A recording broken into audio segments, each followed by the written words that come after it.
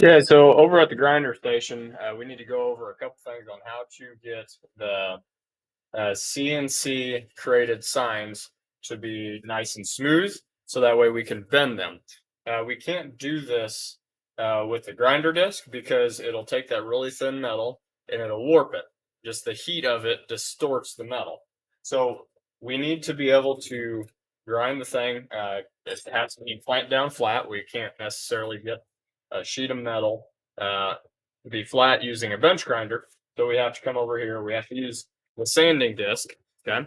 And we have to use the sanding disc in such a way that it's not going to overheat the metal because it will warp your metal.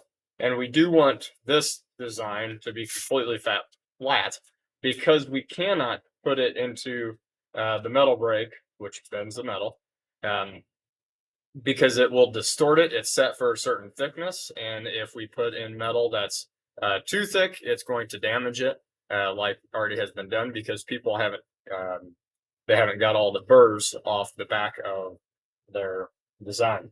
So when you get your design, I don't have them over here now, but we do want to use what I have in front of me. I'll lower the camera so you can see what I'm doing.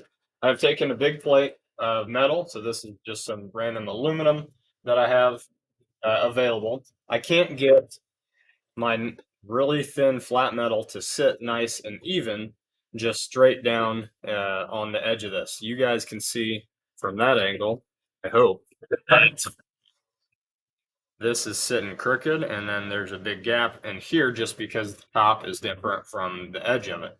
So what we're going to do is put down this big flat piece of metal. We're going to clamp the vice grips that are hanging up right here. We're going to clamp our metal down to it. And we have to set ourselves up to where and it will bend or it might pull that up, which is totally fine, just as long as your metal doesn't go in there. Yep. Okay. That's secure.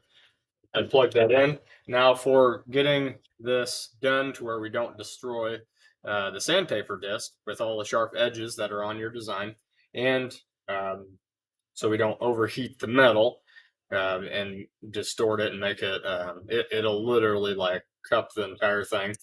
We're going to use the sandpaper disc and just pull it back. So as it's running, I'm not going to run it right now. You won't be able to hear me. You're just going to pull back. So pick it up, pull back. You're going to do this for the entire thing. You can get quick at this. So if you start noticing that if the disc, which is spinning this way, is not plugged in, by the way, otherwise I'd be touching it.